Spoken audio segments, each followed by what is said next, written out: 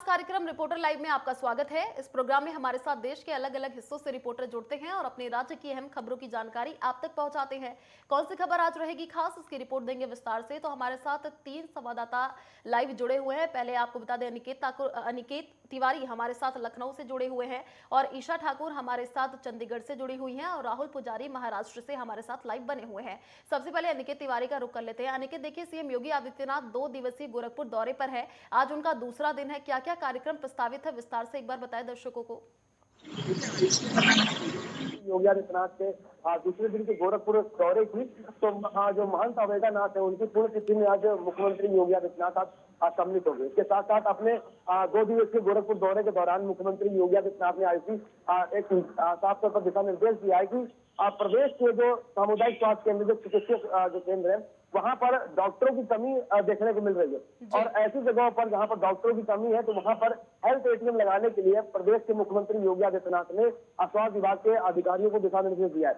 लगातार प्रदेश की बेहतर स्वास्थ्य व्यवस्था को और सुदृढ़ और व्यवस्थित करने के लिए प्रदेश के मुख्यमंत्री योगी आदित्यनाथ की तरफ से लगातार ऐसे निर्देश आते रहे और उसी क्रम में जब कल मुख्यमंत्री योगी आदित्यनाथ अपने गोरखपुर दौरे पर थे तब उन्होंने जो चिकित्सालयों का निरीक्षण किया और उन्होंने ये पाया कि बहुत से सामुदायिक केंद्र ऐसे हैं जहाँ पर डॉक्टर की कमी है। अब ऐसे में लोगों को जो उपचार है वो मुहैया नहीं हो पाता है, जो सजेशन चाहिए डॉक्टरों से वो नहीं मिल पाता है। तो उसको लेकर उन्होंने निर्देश दिया है कि जहां बड़ी डॉक्टरों की कमी है वहां पर हेल्थ एटीएम लगाया जाए। इसके साथ इसकी अगर बात की जाए आज प्रदेश की राजनीतिक दृष्टिकोण से खबर की तो समाजवादी पार्टी के जो तमाम विधायक और जो तमाम कार्यकर्ता है वो सत्र शुरू होने से पहले, जो विधानसभा का सत्र जो 19 तारीख से शुरू होना है उसके पहले से आज समाजवादी पार्टी के तमाम कार्यकर्ता विधायक आज धरना प्रदर्शन कर रहे हैं। विधानसभा के सामने बड़ी संख्या में जो कार्यकर्ता है वो पहुंच रहे हैं और लगातार बेरोजगारी हो, महंगाई हो या कानून व्यवस्था हो या फिर समाजवादी पार्टी के जो विधायक हैं उन लोगों पर जिस तरह से मुकदमे लिखे दर्ज हो रहे हैं तो उसको लेकर विरोध समाजवादी पार्टी का देखने को मिल रहा है। खासतौर पर जो समाजवादी पार्टी के जो राष्ट्रीय अध्यक्ष अखिलेश यादव है उनकी तरफ से बयानबाजी आ रही है कि उत्तर प्रदेश में भारतीय जनता पार्टी प्रदेश की जनता के साथ में धोखा कर रही है, बेरोजगारी को लेकर बात नहीं कर रही। तो इन तमाम मुद्दों को लेकर विपक्ष जो है, जो समाजवादी पार्टी है, वो लगातार भारतीय जनता पार्टी को घेरने का प्रयास कर रही है और सत्र के पहले एक कहीं ना कहीं जो एक्शन है, जो अपना वो दिखाने का प्रयास समाजवादी पार्टी की तरफ से किया जा रहा है कि आगामी जो 19 सितंबर से जो सत्र शुरू होने वाला है उत्तर प्रदेश में, इसमें समाजवादी पार्टी का क्या रुख रहेगा और किस तरह से भारतीय जनता पार्टी का विरोध करेंगे, उसकी एक तस्वीर दिखाने का प्रयास समाजवादी पार्टी की तरफ से किया जा रहा है। हालांकि आज से लेकर अनिकेत, आप बने रहिए हमारे साथ। रिपोर्टर्स लाइव का रुख कर लेते हैं। हमारे साथ लगातार 3 सहयोगी लाइव जुड़े हुए हैं। चलिए सबसे पहले रुख कर लेते हैं राहुल पुजारी का, हमारे साथ मुंबई से लाइव बने हुए हैं। क्या तमाम बड़ी अपडेट मुंबई से रहने वाली है राहुल? सियासी गलियारों से क्या तमाम बड़ी जानकारी? ऐसी बता दूं कि मुख्यमंत्री एकनाथ शिंदे ने कल बहुत बड़ा घोषणा किया है। यहाँ मुंबईकर वालों के लिए बहुत बड़ी खुशी की बात है कि 227 दवा क्लिनिक खोली जाएगी और इसका ये हिंदू सम्राट बाला साहब ठाकरे के नाम से खोला जाएगा।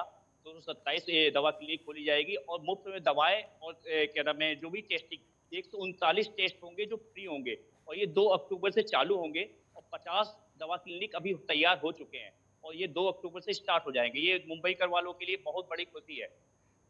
और दूसरी बड़ी खबर ये है कि यहाँ पे मौसम बहुत बरसात परेशान कर रखा है, पूरा महाराष्ट्र जगमग हो चुका है।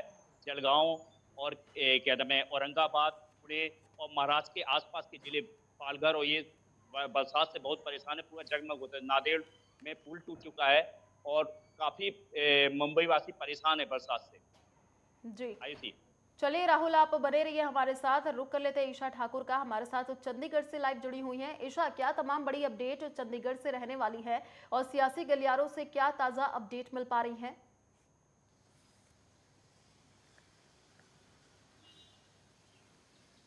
देखिए आयुषी, जिस तरीके से हमने देखा था कि दिल्ली में आम आदमी पार्टी ने बीजेपी पर एक गंभीर आरोप लगाया था कि उनके विधायकों को खरीदने की भारतीय जनता पार्टी कोशिश कर रही है और ऐसे ही आरोप यहां पर भी लगाए गए हैं। एक बड़ा आरोप यहां पर भारतीय जनता पार्टी पर लगाया गया है कि 25-25 करोड़ देकर करीब 10 विधायकों को खरीदने की यहां पर कोशिश की गई है, आम आदमी पार्टी को खरीदने की कोशिश की गई है। इस तरीके के आरोप लगाए हैं पंजाब के आम आदमी पार्टी के नेता और वित्त मंत्री हरपाल सिंह चीमा ने।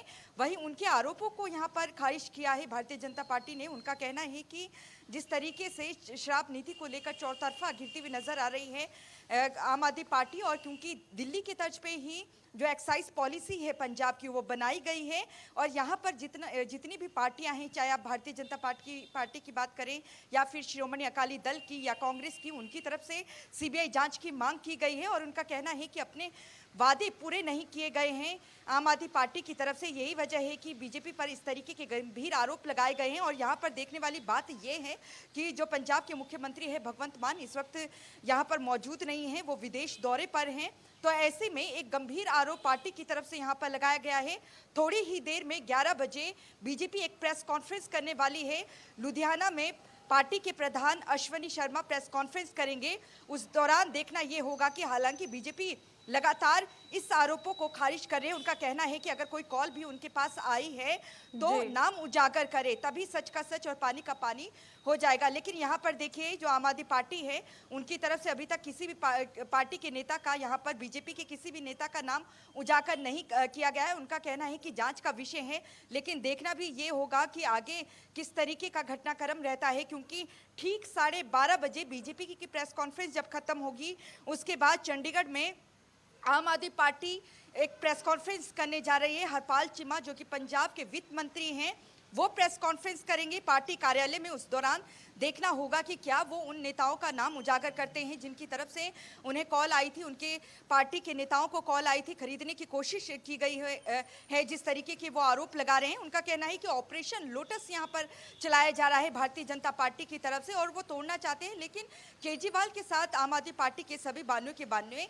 विधायक खड़े हैं। लेकिन जिस तरीके का आरोप दिल्ली में लगाया था, ठीक वही आरोप यहाँ पर लगाए गए हैं। और दिल्ली में भी उन नेताओं के नाम उजागर नहीं किए थे आम आदमी पार्टी ने, जिन पर वो आरोप लगा रहे थे कि कुछ नेताओं के जरिए यहाँ पर फोन किया गया है या बिचौलिए के जरिए, और ठीक वैसा आरोप यहाँ पर लगा है। तो यहाँ पर देखना ये होगा कि क्या जो भारतीय जनता पार्टी पे जो आरोप लगाए जा रहे हैं, क्या उसको लेकर जो आम आदमी पार्टी कह रही है कि उनके पास ऑडियो क्लिप भी हैं, क्या वो आज की प्रेस वार्ता में उसको उजागर करते हैं या नहीं करते हैं, ये देखने वाली बड़ी बात होगी। क्योंकि 2024 के लोकसभा चुनाव की तैयारियां जोरों पर हैं, वहीं इस तरीके के जो गंभीर आरोप भारतीय जनता पार्टी पर लगाए जा रहे हैं, तो ऐसे में देखना होगा कि कौन सी पार्टी यहाँ पर सच साबित होती है। वहीं देखिए, जिस तरीके से अगर हम बात करें 2015 में श्री गुरु ग्रंथ साहिब की बेअदबी हुई थी, उसको लेकर जिस तरीके से पंजाब विधानसभा के चुनाव यहाँ पर लड़े गए थे, आम आदमी पार्टी लगातार ये आरोप लगा रही है स्पष्ट शब्दों में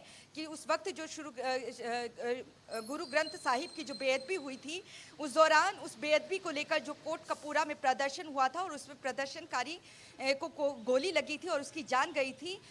गोली चलाने के आदेश उस दौरान के उप मुख्यमंत्री और जिनके पास गृह विभाग था, सुखबीर सिंह बादल, उनकी तरफ से दिए गए थे। ये आम आदमी पार्टी गंभीर आरोप लगा रही है। लेकिन देखिए, आम आदमी पार्टी लगातार गंभीर आरोप लगाती हुई नजर आ रही है। आप सभी रिपोर्टर्स हमारे साथ बने रहिए, रुक करेंगे आपका। फिलहाल रुकते छोटे से ब्रेक के लिए, जल्द लौटेंगे। आप देखते रहिए नेटवर्क 10।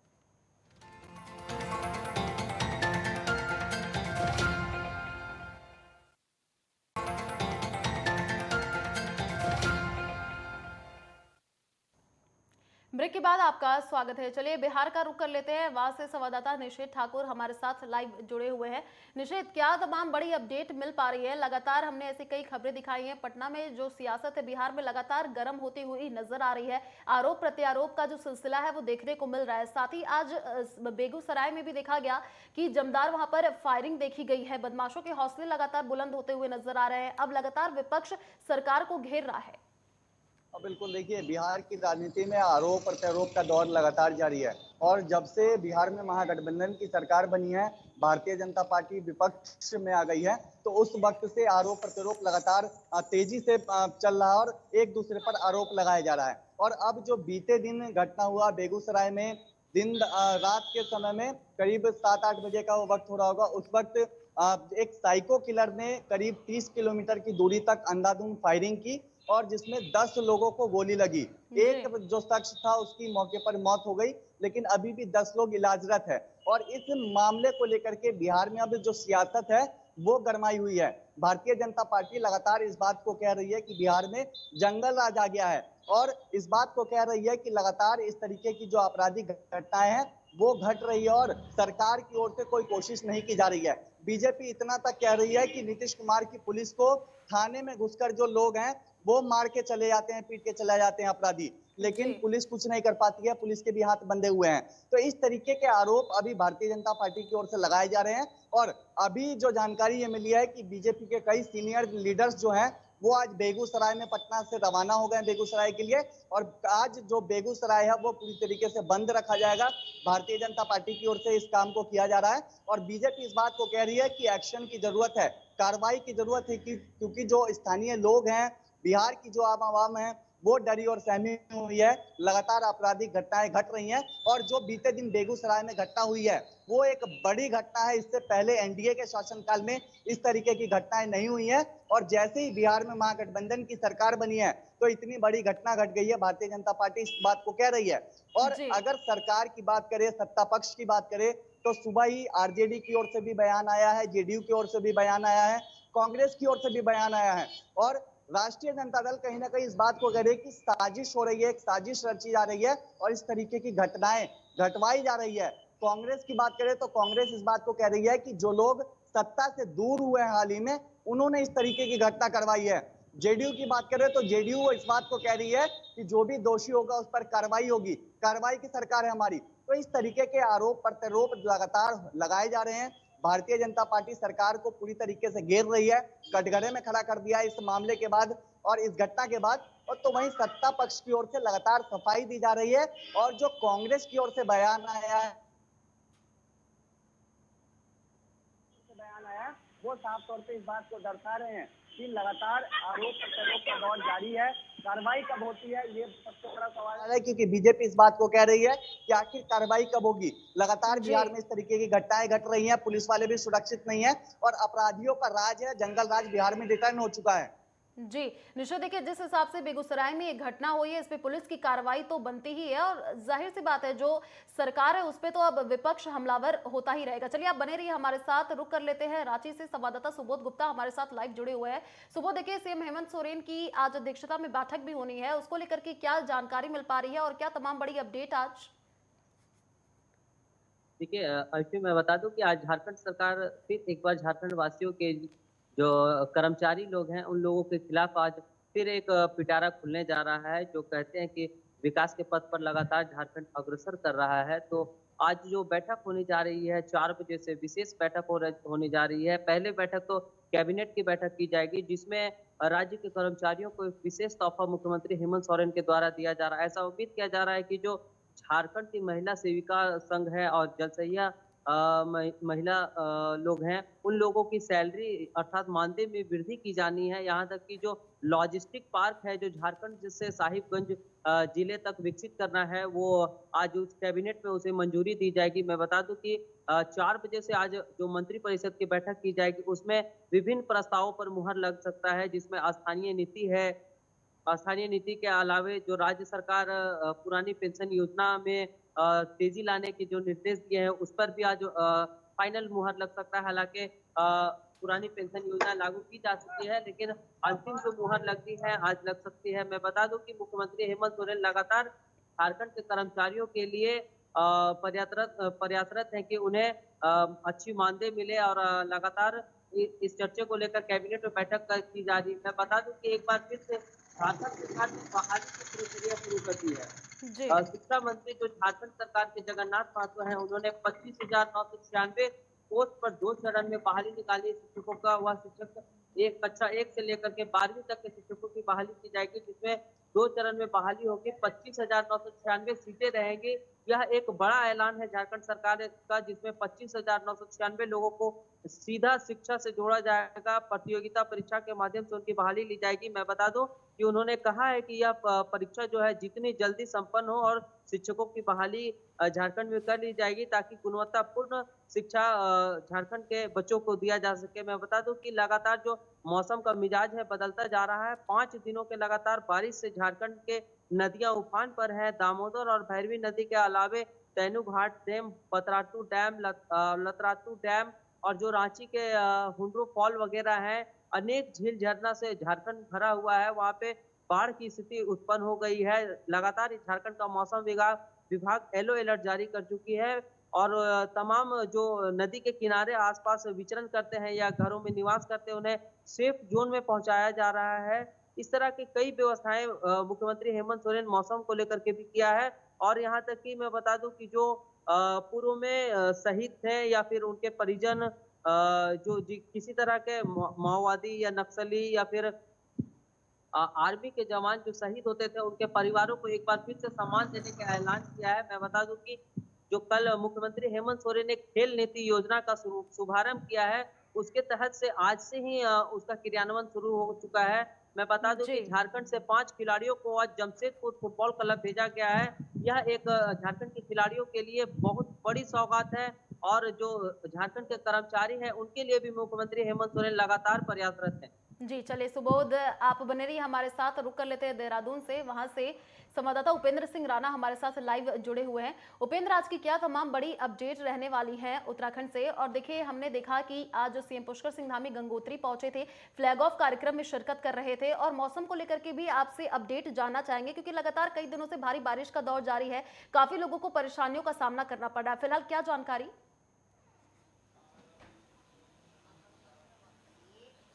देखिए, जो मुख्यमंत्री पुष्कर सिंह धामी हैं, उनका जिस प्रकार से आज गंगोत्री दौरा रहा है, और गंगोत्री दौरे के दौरान वो पतंजलि योगपीठ के संयुक्त तत्वाधान में जिस प्रकार से वहाँ पर कार्यक्रम जो है वो किया गया है, और वहाँ पर जो निम में ये कार्यक्रम रखा गया, जो पर्वतारोही है उनका फ्लैग ऑफ जो है वहाँ पर किया गया है। और इसके बाद जो है मुख्यमंत्री पुष्कर सिंह धामी गंगोत्री के बाद जो है देहरादून के लिए रवाना होंगे। वहीं अगर दूसरी बड़ी खबर की अगर बात की जाए, तो जिस प्रकार से मसूरी के किमाड़ी को जो है एक नेशनल हाईवे में तब्दील जो है वो करने की तैयारी जो है वो की जा रही है, जिसको लेकर मसूरी से विधायक और कैबिनेट मंत्री गणेश जोशी ने परिवहन मंत्री जो ट्रांसपोर्ट मंत्री हैं कैबिनेट नितिन गडकरी से मुलाकात की है दिल्ली में। उनसे यही आग्रह किया है कि जनवरी माह में जो शिलान्यास है वहाँ पर किया जाए, क्योंकि जो पूरी डीपीआर है नेशनल हाईवे की वो पूरी तैयार हो चुकी है, और अब तैयारी ये की जा रही है जो टनल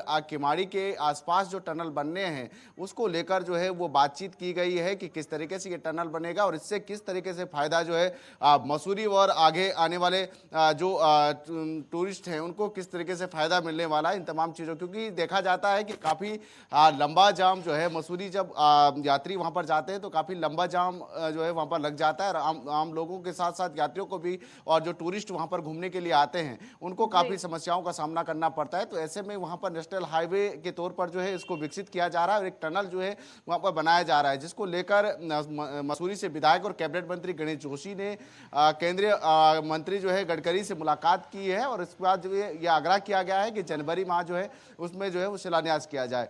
तीसरी बड़ी खबर की अगर बात की जाए तो अभी 17 सितंबर तक जो है मौसम विभाग ने एक पूर्वानुमान जारी किया है, जिसमें ये कहा गया है कि जो प्रदेश के कई जिलों में अभी येलो अलर्ट जो है वो जारी किया गया है, जिसमें देहरादून, टिहरी, पौड़ी, पिथौरागढ़, बागेश्वर, चंपावत इन जगहों पर जो है भारी से बहुत भारी बारिश जो है वो देखने को मिल सकती है। हालांकि मौसम विभाग की ओर से अलर्ट भी जारी किया गया है, और फिलहाल अगर देहरादून की ही बात की जाए तो सुबह से जो है रुक रुक का बारिश जो है देहरादून में भी देखने को मिल रही है, और जिस प्रकार से लगातार चाहे देहरादून की बात की जाए, पिथौरागढ़ की बात की जाए, इन जगहों पर जो है लगातार जो है रुक रुक कर बारिश हो रही है। ऐसे में पूर्वानुमान जारी किया गया है कि कई जगहों पर जो है बहुत तेज बारिश जो है वो देखने को मिल सकती है, जिसको लेकर जिला प्रशासन की टीमों को अलर्ट पर रहने के निर्देश दिए गए हैं। आपदा प्रबंधन की जो टीमें हैं, एसडीआरएफ एनडीआरएफ की जो टीमें हैं उनको अलर्ट पर रहने के दिशा निर्देश जो है वो दिए गए हैं। और साथ ही जो पुलिस विभाग की ओर से जो गोताखोरों की जो टीमें हैं, क्योंकि देखा जाता है कि नदियों का जलस्तर भी लगातार बढ़ रहा है, ऐसे में नदी में बहने की घटना भी ज़्यादातर देखने को मिलती है, तो ऐसे में गोताखोरों की टीमों को भी नदी के किनारे जो है वो अलर्ट पर रहने के दिशा निर्देश जो है पुलिस की ओर से भी जो है दिए गए हैं। जी उपेंद्र, देखिए लगातार भारी बारिश का दौर देखने को मिल रहा है, जलभराव की भी स्थिति देखने को मिल रही है। जाहिर सी बात है जो पर्यटक वो भी वहां पर घूमने फिरने के लिए जाते हैं। अभी सुरक्षा के इंतजाम से अगर बात कर ले तो किस तरह से प्रशासन तैयारियां कर रहा है और किस तरह से लोगों को सुरक्षा दी जा रही है?